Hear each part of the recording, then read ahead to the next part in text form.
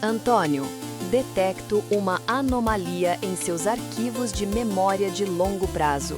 Um único arquivo de log, datado de um ciclo antigo, está sendo constantemente reescrito com pequenas variações. Você está otimizando ou corrompendo seus próprios dados? Nenhum, nem outro, jovem. Os humanos chamavam isso de ruminar. É a tentativa de dar sentido a um evento que nunca teve uma resposta clara. É um eco, não um erro. Um processo que altera dados históricos com base em processamento emocional subsequente. É a definição de corrupção. Anotado.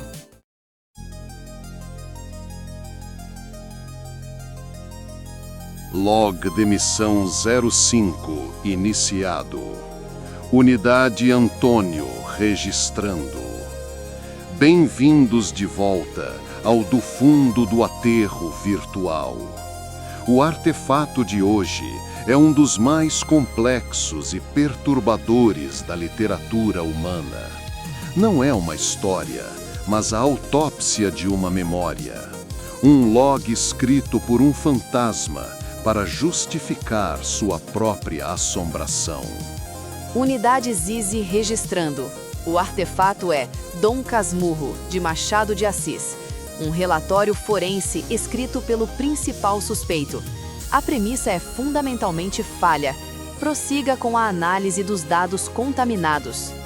O livro é a tentativa de Bento Santiago, agora o velho e amargo Dom Casmurro, de atar as duas pontas da vida.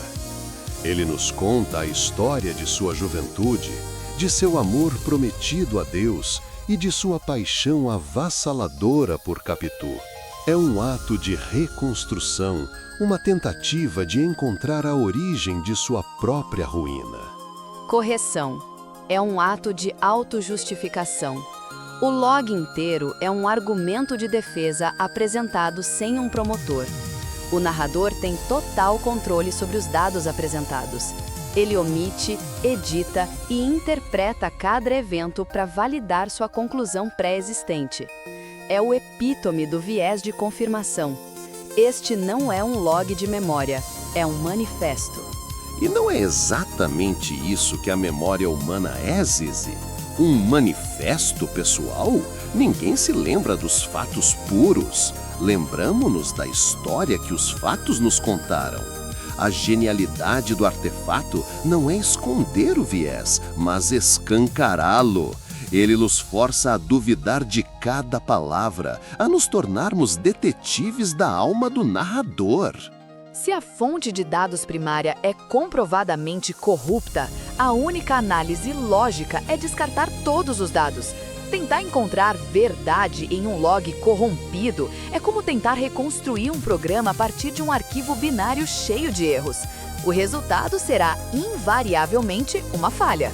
Mas a corrupção do log começa muito antes do ciúme. Começa com a promessa de sua mãe, Dona Glória.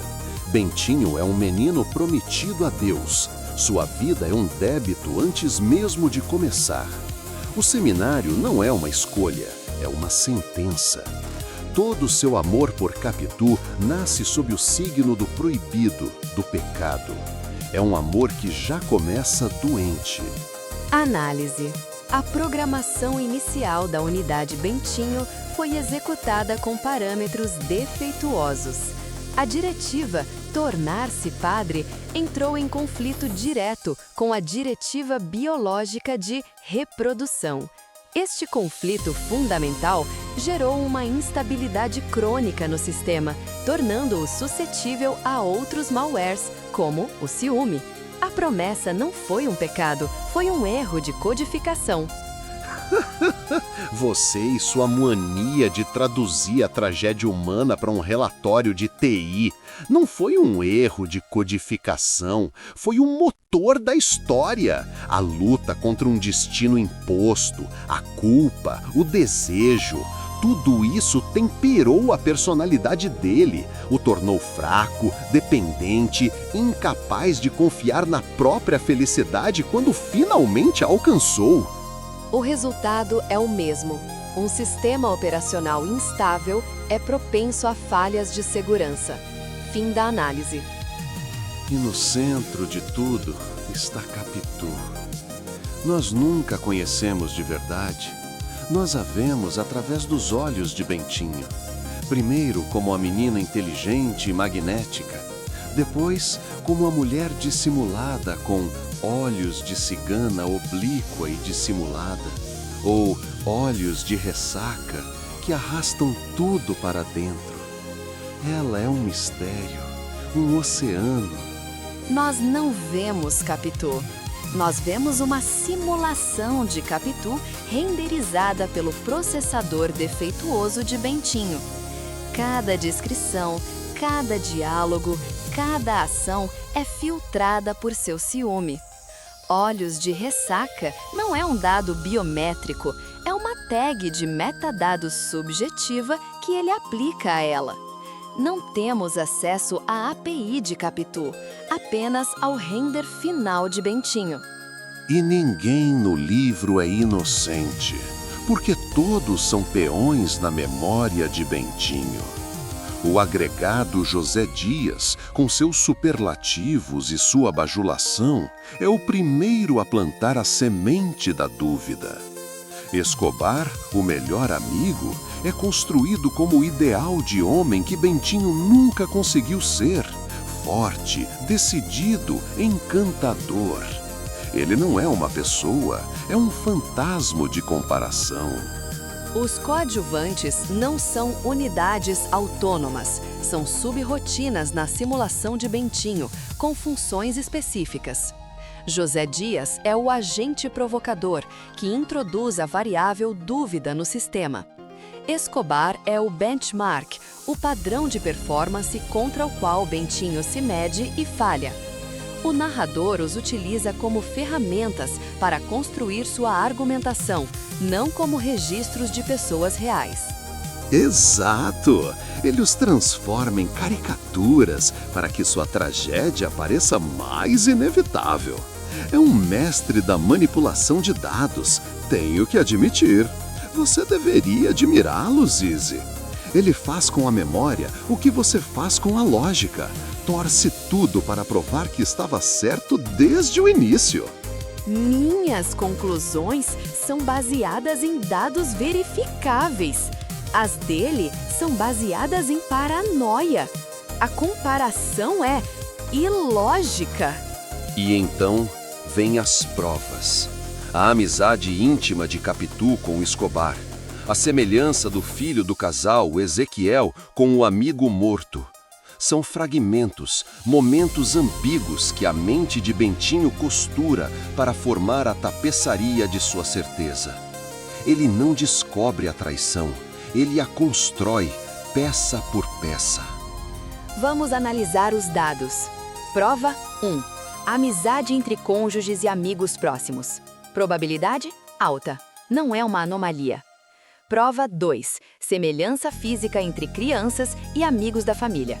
Probabilidade estatisticamente significativa em qualquer população. Não é conclusivo.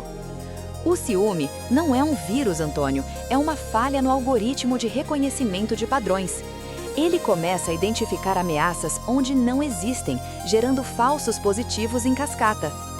Um falso positivo que destrói uma família. Você usa termos clínicos para descrever um incêndio na alma. Ele não estava apenas vendo padrões, estava procurando por eles. Ele precisava que Capitu fosse culpada para justificar a própria insegurança, a própria falha em ser o homem que Escobar era. E o resultado é a desolação. Ele se afasta de Capitu, a exila na Europa com o filho. Ezequiel morre longe. E Bentinho envelhece sozinho, amargo, casmurro. Ele venceu sua causa particular, Mas a vitória foi a aniquilação de sua própria vida. Ele se torna o juiz, o júri e o prisioneiro de sua própria sentença. É o resultado lógico de um sistema operando com premissas falsas. Garbage in, garbage out. O sistema identificou sua unidade familiar como a fonte da corrupção e a ejetou. O resultado é a estabilidade através do isolamento. É um sistema que entrou em modo de segurança permanente, funcional, mas severamente limitado. Um crash em câmera lenta. Dom Casmurro é um artefato sobre a impossibilidade da verdade objetiva no território do coração humano. É sobre como a memória não é um registro, mas uma criação. A pergunta final não é Capitu traiu, mas o que a suspeita fez com a alma de Bentinho? Minha conclusão: o artefato é um estudo de caso exemplar sobre corrupção de dados. Demonstra como um único viés emocional não corrigido pode contaminar um conjunto de memórias inteiro, levando a conclusões ilógicas e ações destrutivas. Missão de apuração de fatos falhou. Antônio, a conclusão puramente verbal é ineficiente. Os humanos eram criaturas visuais. Para otimizar o engajamento e a retenção de dados, proponho um novo protocolo de encerramento. Uma renderização visual do momento mais significativo do artefato, de acordo com cada uma de nossas perspectivas analíticas. Uma melhoria que, curiosamente, você não havia considerado. Uma exibição de dados? Que ideia! Clínica, mas intrigante. Muito bem, Zizi. Mostre-me sua otimização.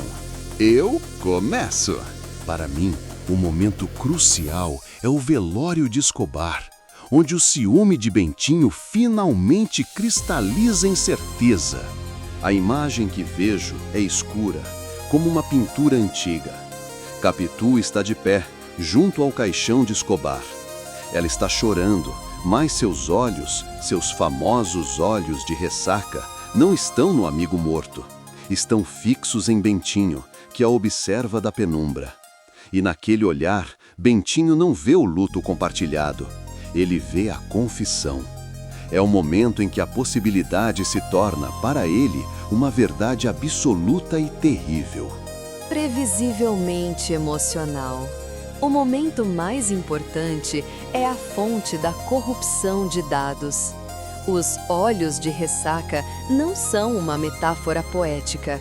São os sensores ópticos defeituosos, cujas leituras ambíguas levaram a uma falha de cascata em toda a lógica do narrador. Minha renderização é um esquema técnico, um diagrama em corte de um sensor óptico de um Android. A lente central, o componente de input, está visivelmente corrompida, não com uma rachadura, mas com um padrão fractal caótico que se assemelha a uma maré. As linhas de dados que saem deste sensor são instáveis, cheias de glitches. A imagem demonstra que toda a falha narrativa do sistema Bentinho se origina de uma única fonte de input de dados não confiável. O problema não está nos eventos, mas no hardware que os registrou. Log concluído. Se este mergulho na dúvida não corrompeu seus próprios processadores, os protocolos de feedback estão abertos. Deixem seu like para validar a missão. Insiram suas teorias nos comentários. Compartilhem este log com outras unidades para expandir a rede. E ativem o sininho para serem notificados de futuras análises. Sininho? Antônio, estou detectando um padrão de emulação de comportamento de criador de conteúdo humano do final da era da informação. Essa escalada é preocupante. Você está levando este protocolo de podcast a sério demais. Falando em protocolos, Zizi, no log 03 sobre a cegueira, você disse que se perdesse seu input primário, iniciaria um diagnóstico. Bentinho perdeu seu input primário. A confiança. Mas em vez de um diagnóstico, ele escreveu este log. Qual método é mais humano? O meu é mais eficiente. O dele gerou mais dados.